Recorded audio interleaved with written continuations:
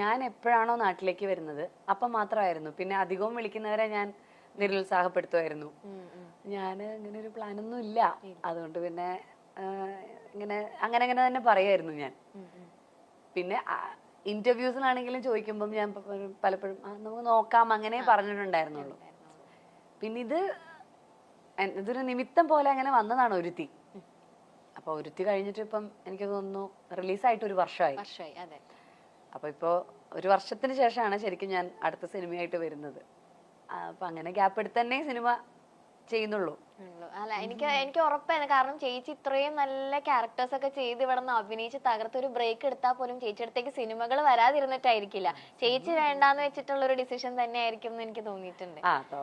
പിന്നെ അപ്പൊ പറ്റില്ലായിരുന്നു എനിക്ക്.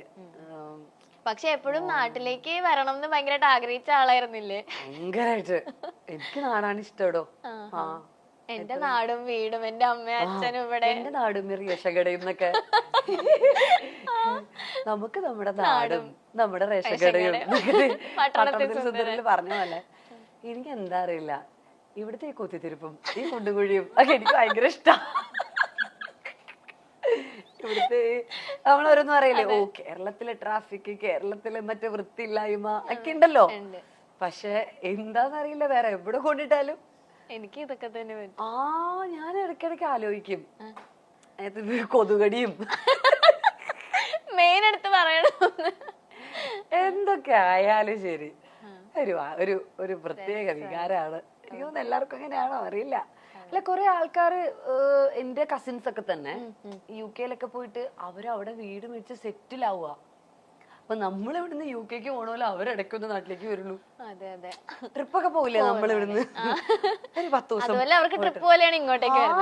അത്രേ ഉള്ളൂ. അപ്പൊ എനിക്ക് ഭയങ്കര പ്രശ്നമായിട്ടോ. എനിക്ക് ഭയങ്കര സഫക്കേഷനാ. ഞാൻ ചോദിക്കാം, നിങ്ങൾ എങ്ങനെ ഇത്രയും ദിവസം അവിടെ അഡ്ജസ്റ്റ് ചെയ്ത് ഒന്ന് പറഞ്ഞു തരുമോ? അല്ല, നിനക്ക് ബുദ്ധിമുട്ടില്ല, നിനക്ക് നാട്ടിലോട്ട് വരാൻ കൊതിയാവില്ലേ എന്നൊക്കെ ചോദിക്കും. അവർക്കൊരു കുഴപ്പമില്ല, എനിക്കാണ് കുഴപ്പം. അച്ഛനും അമ്മയും എന്ത് ബഹളാണെങ്കിൽ ലൊക്കേഷനിലൊക്കെ വെച്ചിട്ട് രാവിലെ ഷൂട്ട് ഉണ്ടാവുമല്ലോ. സൺറൈസ് ഒക്കെ പറയുമ്പോഴത്തേക്ക് നേരത്തെ പോകണം. അപ്പൊ രാവിലെ എന്നെ കുത്തി ഉണത്തു അച്ഛ 5 മിനിറ്റ് വീണ്ടും ഉറങ്ങും.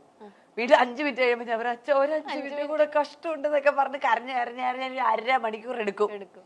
എന്നെ ഒന്ന് പൊക്കി പിന്നെ തന്നെ കുത്തി തിരുക്കി പല്ല് തേപ്പിച്ച്, ഇതൊക്കെ വലുതായതിനു ശേഷമാണെന്ന് നിങ്ങൾ ആലോചിക്കണം.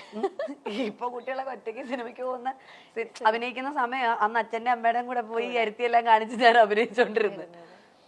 അങ്ങനെ ഒക്കെ ആയ ഞാൻ ഇതൊരു സുപ്രഭാതത്തില് നമ്മൾ നാളെ എണീറ്റ് അങ്ങ് അമ്മയാവുകയാണല്ലോ. എന്ന് വെച്ചാല് ഓക്കെ ഗർഭിണിയാണ് എന്ന് വിചാരിച്ചപ്പോ നമുക്ക് പ്രത്യേകിച്ച് മാറ്റമൊന്നുമില്ല. ഇത് പ്രസവം കൂടെ കഴിയുന്നു, ഞാൻ അമ്മയായി, അത് സെറ്റല്ലേ. പക്ഷെ അതിലെന്തോ ഭയങ്കര ഒരു മാജിക് ഉണ്ട്. ഞാൻ ഈ വാവ ഉണ്ടായതിനു ശേഷം ഇതൊന്ന് അനങ്ങിയാൽ ഞാൻ ഉണരും. മറ്റേത് എന്നെ തന്നെ മാറ്റി കിടത്തിയാൽ ഞാൻ അറിയില്ല. എന്തെങ്കിലും പൊക്കിയെടുത്ത് മറ്റേ ലാസർ മുതലാളിയെ കൊണ്ടുപോയില്ലേ ഫ്രണ്ട്സില്, അതുപോലെ കൊണ്ടുപോയാൽ പോലും ഞാൻ അറിയത്തില്ല. പക്ഷെ ഞാൻ ഒരു കുഞ്ഞു ശബ്ദം കേട്ടാൽ അപ്പൊ ഉണരും. അതിപ്പോഴും അപ്പോഴാണ് എനിക്ക് മനസ്സിലായത്, yes, I have become A mother. അവിടെയാണ് ഞാൻ അമ്മയായി എന്നുള്ളത്. അല്ലാതെ എൻ്റെ ഒരു കാര്യത്തിൽ അമ്മയൊന്നുമില്ല.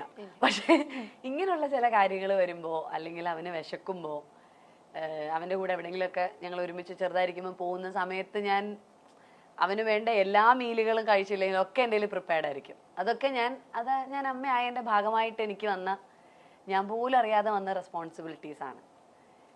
ഉള്ളിൽ നിന്ന് വന്ന റെസ്പോൺസിബിലിറ്റി, ഉറക്കത്തിൽ വന്ന റെസ്പോൺസിബിലിറ്റിയാണ് എനിക്ക് മനസ്സിലാകാത്തത്. എനിക്ക് അൺബിലീവബിൾ ആയിട്ടുള്ള ഇപ്പൊ ഞാനൊരു ചെറിയ അനക്കം കേട്ടാലും ഉണരും.